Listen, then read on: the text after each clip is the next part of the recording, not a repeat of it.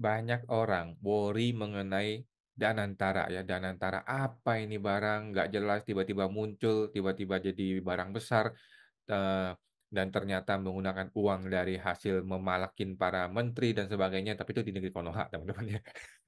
Jadi, ini pertama kali dan satu-satunya gua ngomongin Danantara ya, gua rasa ya, nggak perlu banyak yang gua omongin, lagi pula gua bukan ekonom yang terlalu ngerti gitu ya. Kalau kita lihat di YouTube-nya Ferry Irwandi, coba gue kasih share deh teman-teman ya.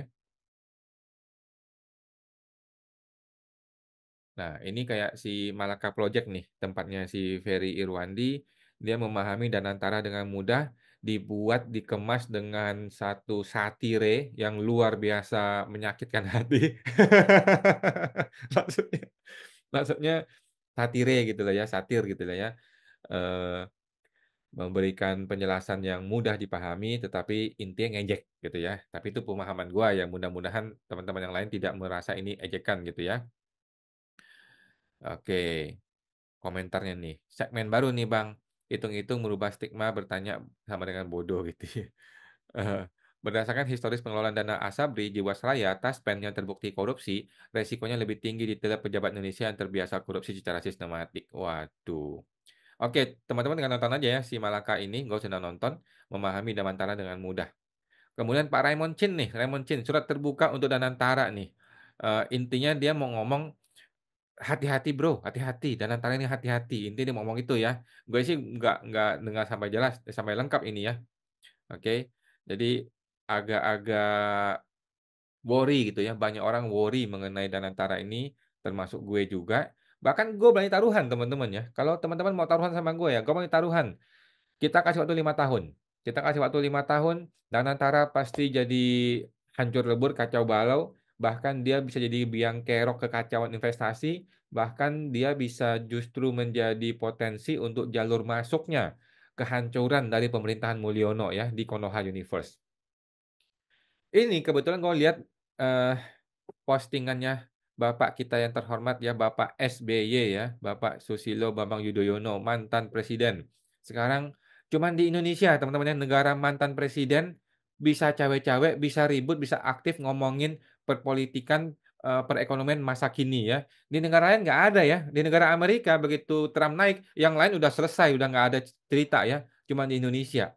Mantan presiden, 2 lagi ya, bisa aktif mengurusin urusan yang sedang dikerjain oleh pemerintahan terbaru, luar biasa. Kita baca Pak Yudhoyono. Saya mengamati dan antara yang diluncurkan Presiden Prabowo 24 Februari mendapatkan tanggapan dari kalangan ekonom, pengamat, dan juga politisi. Yang gue tangkap ya, sejumlah kalangan mengkhawatirkan kalau dan antara tidak memberikan manfaat dan justru sebaliknya bakal menjadi masalah bagi perekonomian. Kalangan tersebut menyaksikan governance, transparansi dan akuntabilitas lembaga investasi baru ini. Juga khawatir jika ada konflik kepentingan dan political involvement yang tidak semestinya. Pak Pak Pak SBY ini sangat-sangat akademis ya orangnya ya. Pandangan saya sebenarnya niat dan tujuan Presiden Prabowo ini baik. Ya semua orang tahu Pak, semua orang tahu niat dia baik Pak. Masalahnya niat baik ini orang bikin IKN mangkrak juga baik Pak. Orang bikin Hambalang mangkrak juga baik Pak. Semua orang tuh pengen pengen baik Pak. Tujuan awal tuh baik. Tapi gitu Pak ya, keberadaan Danantara diharapkan bisa memperkuat investasi nasional. Ya semua orang juga tahu Pak, ini emang visi misi yang benar, semua orang juga tahu gitu ya, tetapi kenapa lu pilih orang-orang gitu Pak. Utamanya yang bersifat strategis, long term strategic investment, yang akan meningkatkan pertumbuhan ekonomi menuju ekonomi Indonesia yang kuat, strong ekonomi. Di negara Konoha, Pak, nggak ada yang namanya presiden yang cuma 5 tahun, itu berpikir jangka panjang itu nggak ada, Pak. Nggak ada di negeri Konoha ya. Pasti dia berpikir tahun 2029, bagaimana caranya gue bisa menggarap duit rakyat untuk 2029. Itu di negeri Konoha, Pak, ya. Kalau Indonesia kayak bener deh, dia bisa berpikir jangka panjang ya. Saya berpendapat, kesangsian dan kecemasan sebagian kalangan mesti dilihat dari kacamata yang positif. Oke. Artinya, mereka tidak ingin Danantara yang bertujuan mulia ini gagal dan tidak mencapai tujuannya.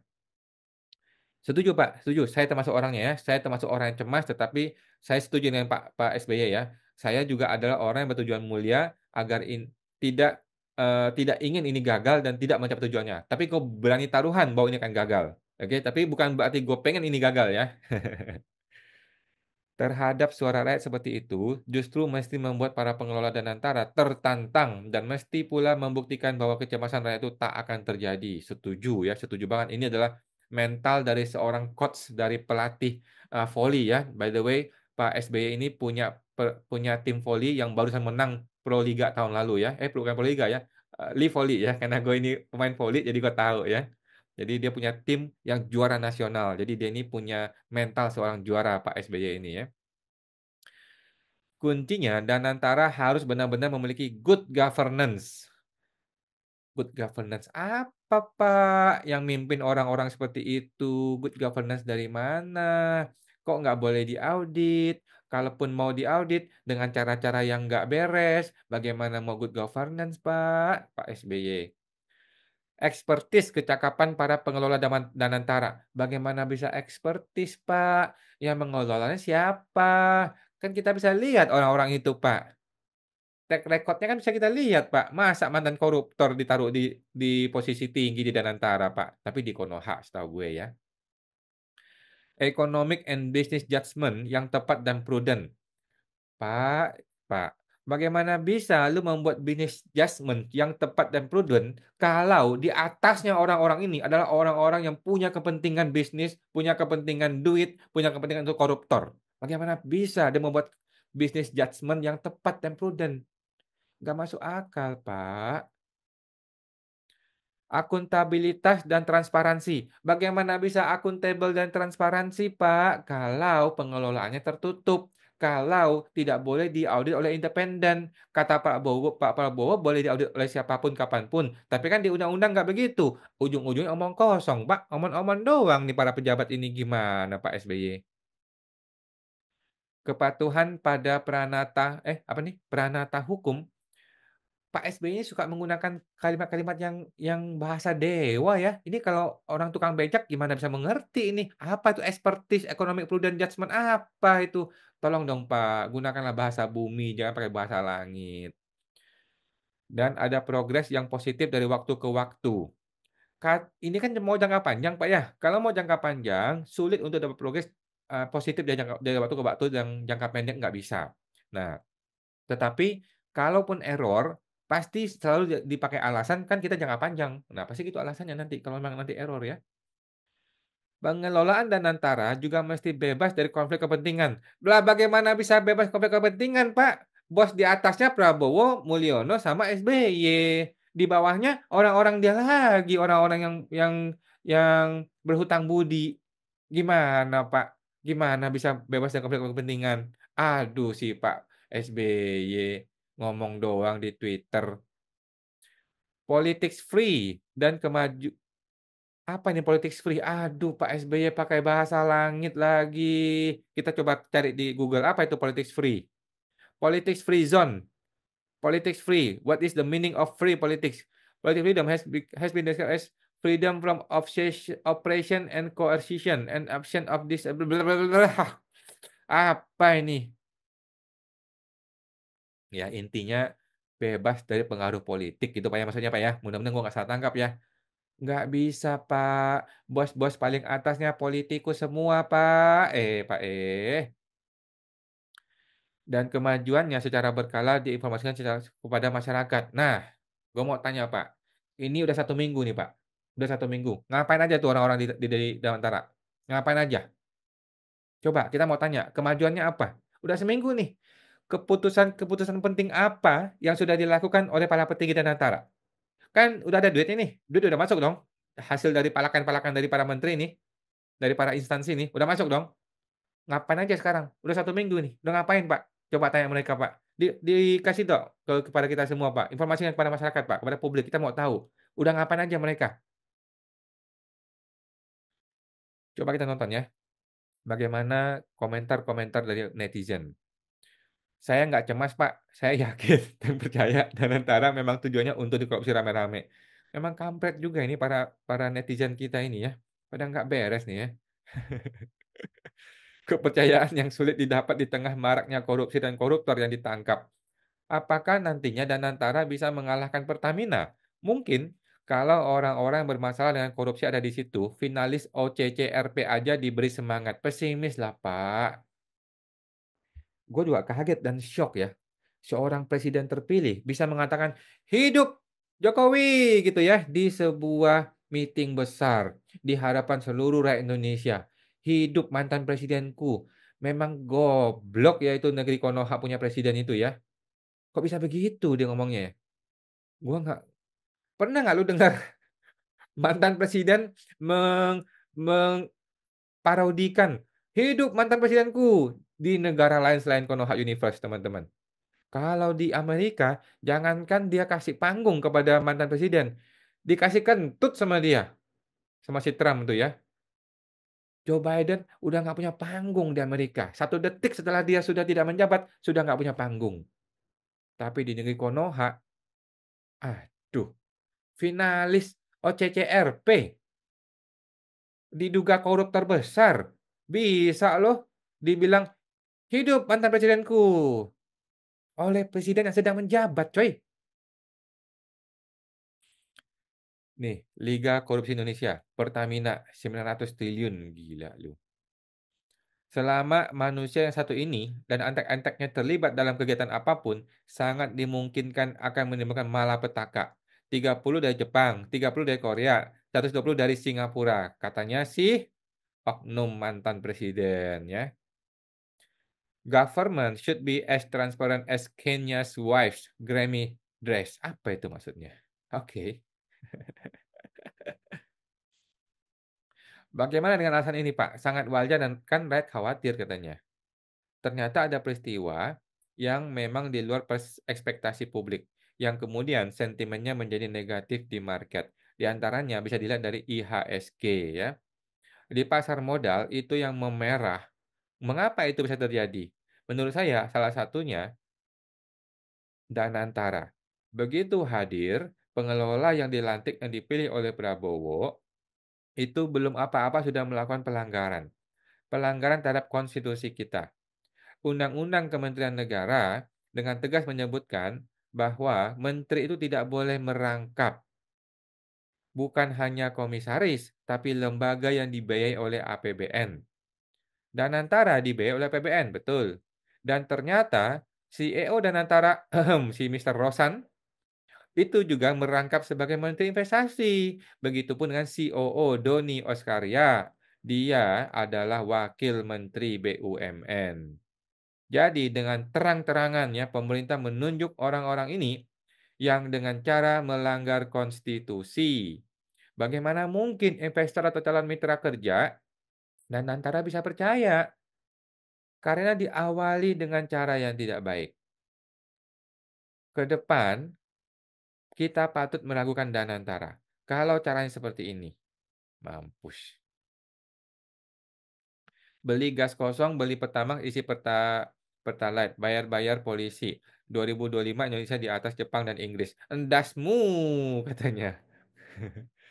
Bapak harusnya lebih keras bersuara menyikapi finalis OCCRP atas nama ada dalam struktur dan antara. Jelas tidak hati-hati, kental muatan politik, dan menodai kepercayaan publik atau investor. Selama yang bersangkutan tidak ditendang dari struktur, jangan harap rakyat akan percaya. Gue setuju sih. Teramat sangat patut dicurigai. 1. Prabowo, Mister Pelanggar HAM. 2. Jokowi, juara OCCRP. 3. Burhanuddin Abdullah, mantan koruptor dalam blacklist Panama Papers. 4. Pandu Sahril, jago tipu bin penggemplang pajak terbesar keponakan. Kenapa Bapak berpandangan dengan baik? Karena Agus jadi Menteri Prabowo kah? Coba AHY di luar menteri, seperti awal-awal Presiden Jokowi. Semua pandangan itu akan berbanding terbalik. Pesan morale, kekuasaan itu gurih Pak. Siapapun yang diberi kekuasaan, semua akan baik-baik saja. Oke. Bapak Abral Hilma, kuncinya dan antara harus benar-benar memiliki good governance. Sementara yang dilantik politikus-politikus tukang kibul. Bapak Joe, saya percaya bahwa ke depannya Danantara akan jadi sumber pendapatan negara yang sangat besar untuk dikorupsi ramai-ramai. Pilihan kata sebenarnya ditulis Bapak mengisyaratkan keraguan. Serius Pak, Itu yang kami, minimal gue lah ya, tangkap pakai common sense aja. Ini seperti sebenarnya dia pinter, tapi males. Sebenarnya bertujuan mulia, tapi pengurus-pengurusnya, jika Bapak yakin dengan Danantara, kata sebenarnya tidak perlu ada. Kalimat Bapak jadi seperti ini, pandangan saya, niat dan tujuan. Wih, hebat juga ini orangnya. Dia bisa memberikan argumen tentang gaya bicaranya Pak SBY. Kuncinya Danantara harus benar-benar memiliki good oh, ini tadi sudah ya. Oke. Intinya apa katanya sih? Bapak Albiruni. Waduh. Pak SBY, analisa Anda begitu tajam dan sangat bijaksana melihat sebuah fenomena ini dari berbagai sisi. Andai saja muncul dan antara di backup oleh undang-undang hukuman mampus ya, yang korupsi, undang-undang perampasan aset para koruptor, sentimen negatif mungkin tidak akan terjadi atau lebih minim. Uang di sana begitu besar, Pak. Tak ada jaminan yang kuat jika uang itu bisa aman atau tidak dikena para koruptor ya. Satu-satunya pembuktian agar investor kembali percaya lagi adalah proyek ini tidak boleh gagal. Kalau sampai gagal atau sampai dikorupsi, hancur lebur perekonomian negeri ini. Wih, hebat sekali nih si Pak Albiruni. Kita tahu siapa dia ya. Sepakat Bapak. Danantara dibentuk untuk memperkuat perekonomian Indonesia. Optimis Indonesia akan lebih baik. Wih, hebat nih. Siapa ini? Pak Herman Khairon. Hebat nih orang nih. 12.000 follower ya, luar biasa. Gimana nggak cemas, Pak? Ditanya kalau rugi gimana? Jawabnya malah kita perbaiki lagi prosesnya. Lah, terus uang yang hilang gimana? Uang yang hilang udah jadi bansos, Bos. Yakin, Pak? Tenan, tenan nih, Pak. Fafifu was tidak ada intinya huf. Apa kabar Hambalang? Apa kabar Jiwasraya? Apa kabar Bank Senturi? Apa kabar Asabri? Apa kabar Patra Niaga? Apa kabar PT Timah? 79 tahun merdeka, 8 presiden kalah sama masyarakat Palembang yang sudah bisa mengolah minyak mentah jadi BBM. Emang iya? Aduh, luar biasa ya. Pak SBY kemana? Nggak berani mention orang-orang yang bikin nggak percaya sama Danantara. Dari mulai Mulyono, Rosan Pandu, hingga Oskora yang kurang dipercayai pasar dan masyarakat. Niatnya sih baik dan mulia, tapi Mulyono dan Kori-Kroninya yang menanganinya. Maka saya sangat pesimis akan sampai kepada tujuan yang mulia. Malah-malah akan semakin menderita rakyat dan sengsara ya, karena melihat kebanyakan sifat-sifat para pejabat yang haus kekuasaan dan keuangan jadi tidak percaya. Sulit bos, bos ya. Jadi gue mulai taruhan teman-teman ya. Dan antara akan jadi proyek gagal di negeri Konoha. Kalau Indonesia mungkin bisa berhasil. Kalau di negeri Konoha nggak bisa jalan ini barangnya. Apa indikatornya? Pertama, siapa orang-orang yang terlibat? Ya, ingat, kepala ikan busuk dimulai dari kepala. Oke, jadi lihat kepalanya siapa? Siapa orang-orang yang terlibat? Apakah mereka profesional atau dia politikus atau dia profesional merangkap politikus? Nah, teman-teman tinggal jawab sendiri. Yang kedua, apakah pengelolaannya transparan? Sekarang gue tanya, laporan keuangan Danantara bisa kita akses di website apa? Coba gue tanya, mana? Mana laporan keuangan dan antara yang bisa kita akses sekarang juga? Di website apa? Omong kosong, tidak ada transparansi. Kalau ada, kita bisa bisa cek, kita bisa analisa, kita bisa lihat dia taruh uang ini kemana-mana aja, bisa kita lihat laporan keuangannya. Kalau transparan. Nah, itu teman-teman ya, transparansi. Negara setengah demokrasi itu kekurangan yang namanya transparansi. Masa menteri meeting sama DPR bisa tertutup untuk umum? Padahal meeting itu pakai uang rakyat untuk mengurusi uang rakyat. Yang ketiga, indikatornya lagi ya, apakah bisa diaudit dan secara transparan? Kata Pak Prabowo bisa diaudit oleh semua orang dan kapan saja. Begitu kita buka undang-undang, betul bisa diaudit. Tetapi ada syaratnya dan tidak semua orang bisa audit. Kalau begitu tidak independen. Kalau nggak independen, audit abal-abal namanya Pak D. Yang namanya auditor tapi nggak independen itu namanya audit abal-abal. Audit omong kosong, audit formalitas. Di negeri Konoha begitu Pak, pengalaman gue ya. 4. Yang keempat tuh laporan. Laporan yang terbuka kepada rakyat. Ada nggak? Kan tadi gue udah ngomong ya. Tidak ada laporan itu. Udah seminggu nih. Si Pak Donald Trump 24 jam sejak dia menjabat atau 7 jam sejak dia menjabat bikin keputusan A, keputusan B, keputusan C, keputusan strategis semuanya. Dan antara udah seminggu, ngapain aja tuh orang-orang? Nomor 5, kita bisa lihat ya indikator-indikator tuh dari bursa saham, dari bursa rupiah, semuanya anjlok guys, semuanya anjlok. Why? Kenapa? Coba pikir kenapa bursa bursa saham bisa anjlok? Kenapa rupiah bisa hancur? Bahkan all time high ya, kalau nggak salah ya. Lu bisa ngimbulin 300 juta orang bodoh, bisa lu kibulin. Tetapi lu nggak bisa kibulin orang-orang, para pemilik modal, yang punya duit, yang pinter-pinter, yang isinya tuh para ekonom-ekonom senior, nggak bisa lu kibulin. Lu bisa kibulin 300 juta masyarakat bodoh-bodoh di negeri Konoha, ya. Kalau di negeri yang bener, nggak bisa lu kibulin. Orang-orang pemilik modal punya analisis yang luar biasa, mereka punya pemahaman yang luar biasa, mereka tahu siapa elu, mereka tahu siapa orang ini. Masa dia mau korbankan duit dia bertriliun-triliun di bursa efek dari negeri-negeri yang pengelolaannya nggak transparan dan nggak bisa diaudit, yang kacau balau? Investor tidak bodoh, Bro. Jadi dimanapun di dunia ini guys ya, yang namanya pengelolaan uang yang tidak transparan atau dikelola oleh orang-orang politikus, itu pasti hancur, ya. Di negara otoriter seperti mungkin kita bisa bilang China gitu ya, di Cina gitu ya, memang dia dikelola oleh otoriter, tapi bukan berarti nggak transparan, ya. Dia tetap bisa diaudit oleh lembaga independen dan dia tetap dikelola oleh profesional, bukan oleh para politikus. Jadi kita kasih waktu guys ya, 5 tahun dan antara gua jamin pasti ambruk, pasti hancur, pasti kacau balau dan bahkan, kalau salah-salah langkah ini akan jadi jalur masuk untuk kekacauan, bahkan reformasi, bahkan, kehancuran dari pemerintahan Pak Prabowo ya. Tetapi itu Prabowo yang di negeri Konoha. Kalau di Prabowo di Indonesia, gua sih mendukung Pak SBY ya, pasti bagus lah hasilnya. Oke teman-teman, sampai jumpa lagi, semoga terbantu.